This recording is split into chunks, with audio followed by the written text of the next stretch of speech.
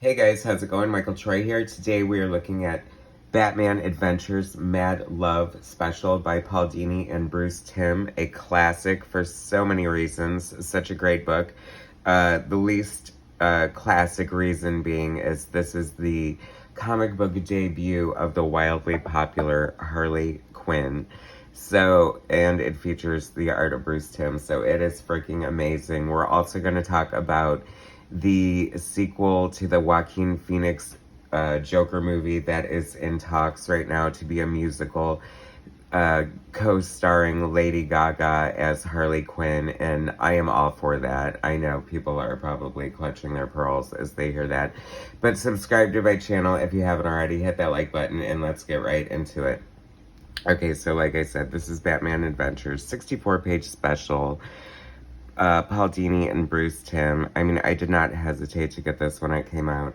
The Batman Adventures was amazing. I feel like this is Bruce Timm's comic book debut. I don't know if he did other comic book stuff before he got into animation, but I really don't think so. He would go on to do a series of specials and comics. A little bit at Marvel. I don't know. Anytime Bruce Timm is there, I'm there for it. You know, he's the designer of the look of the Batman Adventures. That pretty much was like a Renaissance period for the Cape Crusader. I feel, okay, when is this from? 1994. Jesus, Lord have mercy. So Harley Quinn is almost 30 years old, if not 30 years old. And boy, I just keep getting older and older by the second as I turn these pages. To Marta and Arlene from Bruce and Paul. I mean, this is a beautiful book. Bruce Timm is like the master. Like, I don't think we're gonna see, like, I feel like he's heavily influenced by, obviously, animation. Fleischer Studios was a big inspiration for the look and tone of the Batman Adventures cartoons. He does have a lot of Kirby influence. I don't know if we'll see it here, but you definitely see it in some of his more recent work. And so this is the origin of Harley Quinn or whatever. I mean, such a great character. This is when she's still in the sort of court jester outfit, which is so appropriate, so great. I mean, I can't lie, as far as characters redesigns go, like the sexy daddy's little monster, I do like that design. I think it's cool. I like Margaret Robbie as Harley Quinn. But this is classic, and if we do get to see the sequel to Joaquin Phoenix's Joker, and it is a musical guest starring or co-starring Lady Gaga as Harley Quinn. Look at this beautiful splash page. That's freaking amazing. I mean, this is Bruce Timm. I mean, you know, mostly doing storyboards for animation, so obviously he's bringing so much power and impact to these pages. But I would love to see Harley Quinn in the sequel to the Joker. And I mean, what a great way to go in a musical. I mean, it could be totally fun. I still think it should have like a dark edge, you know, be very like, she could be like a jazzy nightclub kind of singer, obviously. And I think that's kind of what they're going for. But I would love to see her first appearance be full on in this getup, just singing on stage. I think that would be so cool. The Lady Gaga machine, oh, I forgot to throw in this teaser as well. You know, part of my own personal fame has, you know, as a comic book artist, is the Lady Gaga tribute comic book I did called Going Gaga. And there is, I mean, was I prophetic or what? I did an illustration in there titled Joker Face with Lady Gaga as Joker, inspired by Brian Bowen. And stick around to the end of the video and I'll slap it on so you can see it. How exciting. Like, I'm not gonna put it in the thumbnail too. Anyway, you gotta do what you can when you're shilling for, you know, likes and subscribes and stuff like that. Love, love, love. I mean, this is how you do it. You know, there are a lot of cartoonists, comic book artists who do the animated style. I don't want to knock any of them, but damn, Bruce Timm is just definitely one of the best.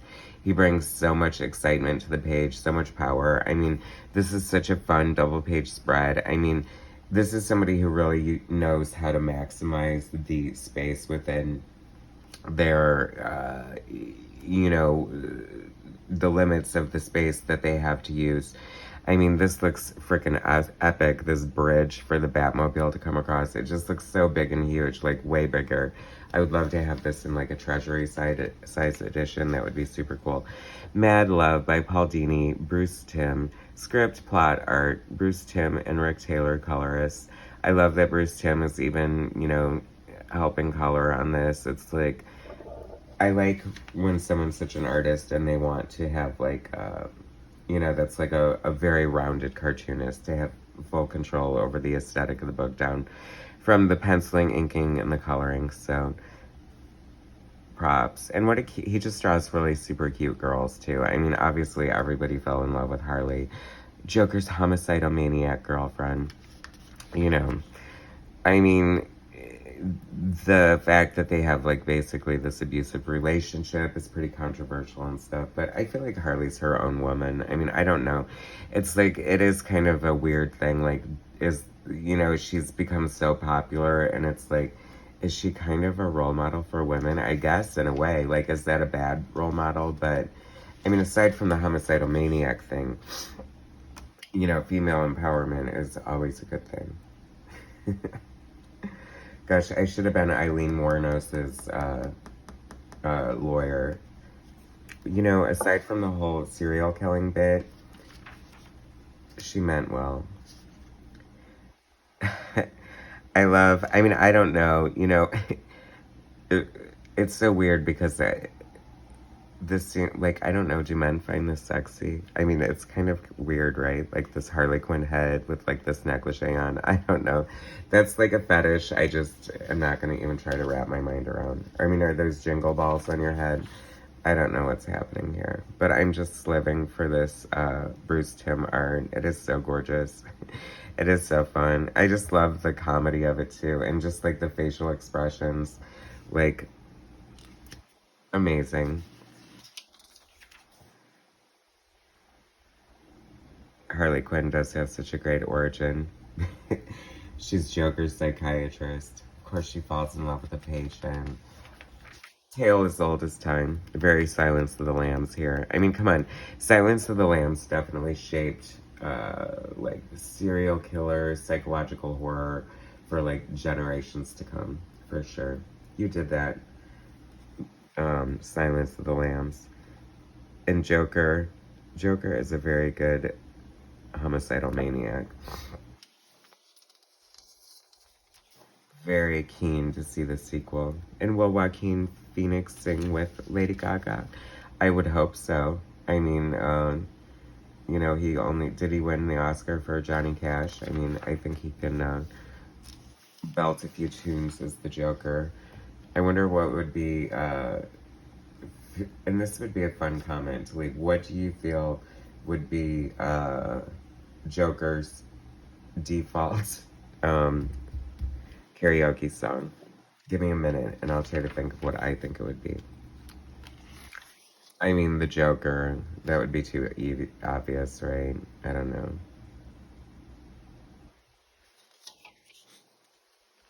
I would like to think it would be like Love Shack. There you go. You heard it here first on MichaelFitzTroytv. The Joker's go-to karaoke song is Love Shack by the B-52s. Prove me wrong. Or give me a better song, please. Although, now, are you imagining Joker singing Love Shack? I think he would kind of own it. I really do.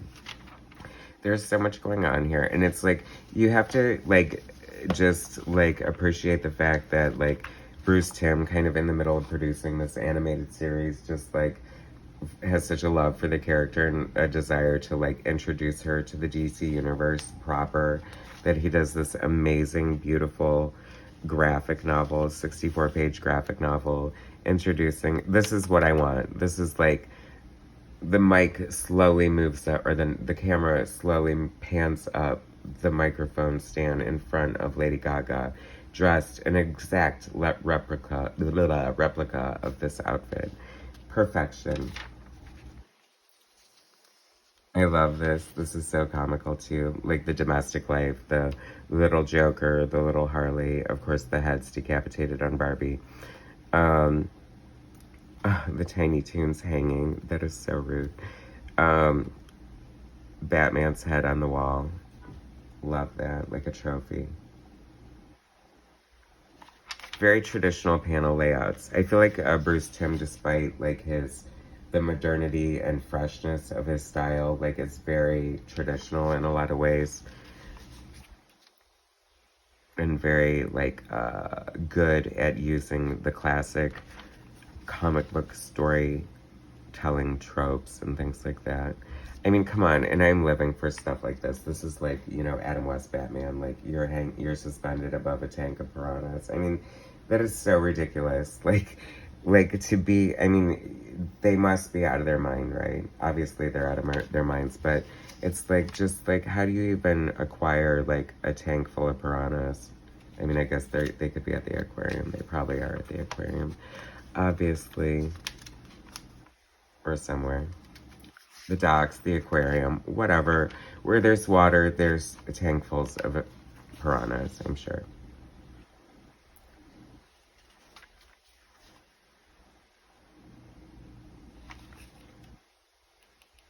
Tim, of course, draws a great Commissioner Gordon, too. Love all his character designs. I forgot, I feel like Kevin Nolan was slightly involved in the design of this. I think Bruce Timm asked him for some samples or something like that, if I recall correctly, because the stark, like, black lines that he does. I could be wrong, though. I always love this panel. That is so cool.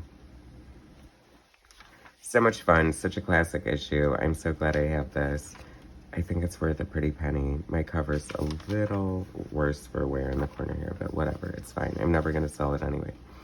Unless you make me the right price offer, then of course, everybody has their price. I'm just kidding. But look how beautiful this is. If you guys do not have this in your collection, I mean, I feel like Bruce Timm has done enough to make it worth it, but not so much that it's impossible to like collect every sort of comic book art piece that he's done. And that would be a good goal. He's just amazing. I love his splash pages. Really packs a wallop. See, that's what I think is the excitement. It's like you keep going with these like traditional panel grids and and then like you get to a page like this and then it's like bam, like the payoff, you know what I mean? It's like this pacing and the storytelling, like not every page should be a money shot. I mean, it could, arguably, but whatever. And then we end. And that was great. And I love it. Love this trip, look back at Batman the Animated Adventures. Mad love. First appearance of Harley Quinn in the DC comic books. And a hopeful nod to Lady Gaga appearing as Harley Quinn in the sequel to Joaquin Phoenix's Joker. Are you down for that? I know everyone's going to say they nay, and then if it comes out, they're going to go and see it. So, whatever. And as promised, here's that Lady Gaga Joker face pinup from my Going Gaga book that is scarce as AF, so you probably can't find it. So look here. Anyway, thanks for watching, guys. Subscribe to my channel, hit that like button, share my content, and I'll bring you more later.